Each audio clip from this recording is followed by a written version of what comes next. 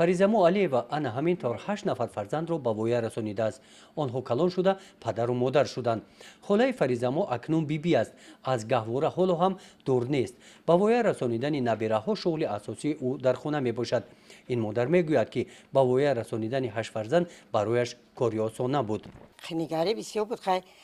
хай духтара ба воя расондан, ба шавҳар додан, мисол бигирен бачаҳорам ҳама ира кори ҳазл мушкилай. хай не ки мо ҳамарас пайсар кардем. масъалаи хӯрондан пӯшондан, баъд духтарои ба таълим ба тарбия, писароам ба таълим тарбия.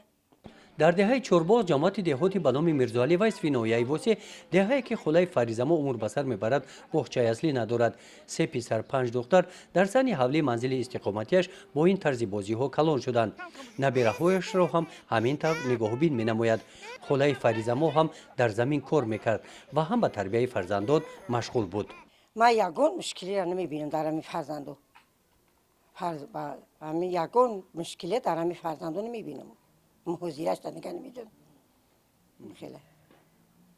ин тарафи хубиш. дар тарафи хубиш, барое ки хай ҳамин фарзанд ҳамин хуб боша, мисол нағз боша, ба гапи падар модар боша, ягон мушкилӣ намешавад. ҳозирашда мушкилай. ҳозираш шароиташда мушкилай. не ки дар вақти мо будан қардан мушкил набуд. ҳозирашда мушкилай. ҳозир хай дигар шароит чи, дигар вазъият чи аст. ин модар бо вуҷуди мушкилотҳояш шукрона аз он менамояд ки фарзандонаш тарбияи хуб гирифта дар ҳаёт роҳи дурустро интихоб намуданд. ранҷҳои кашидаи ӯ беҳуда нагузаштанд. ба он нигоҳ накарда ки шавҳараш дар синни 50 солагӣ ӯ аз олам гузашт, бори вазнини оиларо паси сар кард. духтаронро ба шавҳар дод. дар ҳавлӣ 3 келин фуровард. аз келинҳо шикоят надорад. мақсад дорад барои фарзандонаш хона сохта, онҳо мустақилона ба тарзи мехостагии худашон зиндагӣ кунанд.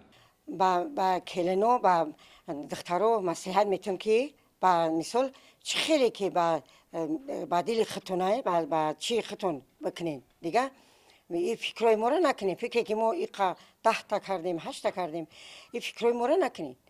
фикри мисол зиндагӣ хитон накунем ки дар оила мисол 2 та писар 2 та духтар мекунем ки чанд тае ки ба дархости хитон кунем. игоша не ки мисол бигирем ки мисол 8 та кунем, 10 та кунем, игоша ма маслиҳатшо наметавам. мисли холаи фаризамо дар вазъияти серфарзандӣ на ҳамаи оилаҳо комёб ҳастанд. дар бахши корбозанон ва оилаи мақомоти иҷроияи ҳокимияти давлатии ноҳияи восе гуфтанд ки серфарзандӣ оилаҳоро имрӯз ба мушкилотҳои зиёд рӯбарӯ намудааст. худо дод гуфта ҳамон фарзанда таваллуд кардан мегиранд, яъне ки доди худо. ин хел гирем ҳамаи фарзанди одамизод худо мета, худованд ризқу баракатша мета. дар амал татбиқ накунӣ, ҳамин хел мисол дар оилае ки серфарзанд бошад амалӣ кардан натуни, ҳамин хел амал чӣ дар кор? барои таъминоти оиладорӣ шавҳарошон кор кардан наметавонанд, ё ки мераванд маблағи чизе ки меоранд дар оила таъмин кардан наметавонанд. масалан барои 7 та фарзанд 8 та фарзанд таъмин кардан наметавонанд. занҳо маҷбур мешаванд ба мо муроҷиат мекунанд барои кӯмаки моддӣ. муроҷиат мекунанд ки мо оилаи серфарзанд ҳастем, ба мо замин назди авлигиё ки кӯмакҳои моддӣ расонида шаванд. ёрдам кардан мешавад, на ҳама ҳолатҳода, чунки дар бюҷети маҳаллӣ ҳамин хел фонд нест ки фонди мисол хайриявӣ бошад ки ҳама ҳолатҳода мисол дастгирӣ карда шавад. طبق معلومات رسمی در سال 2019 در ناحیه وسه وضع شماره فرزندان در اویلا وابسته به تولد چنین معین کرده شده است. از روی حسابات‌های عمری امروز با سر هر یک اویلا به حساب میانه به 6-7 کودک رست میآید.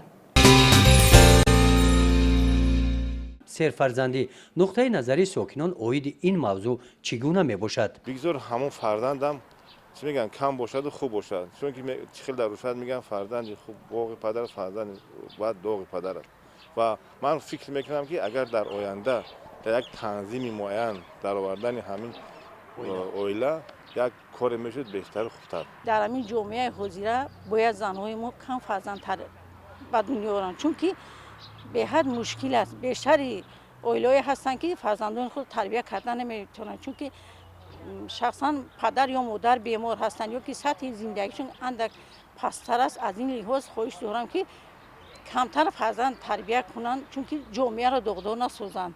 حوزه اندیشه داریم که خیلی فرزنده باید که می 4 تا کم کردن در کورکی مثال ایوده فرزند ببروی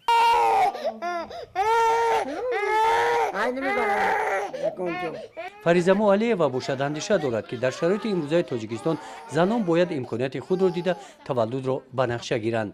هزار مرتبه شکرانه 3 فرزند داریم که در می شرایط 3 فرزند برای ما چیم بخونیم نه تربیت کنیم و آورشو بتیم نه پسرک ما زن بتیم بس در می شرایط خوننده و با پشوندن خوروندن فرزندا رو در می شرایطی چی هزار مرتبه شکر که چی کمونه داریم بس هم 3 تا 4 تا فرزند بس مصطفی حسن در تولد فرزند از مصلحت خوشتامنش استفاده کرد.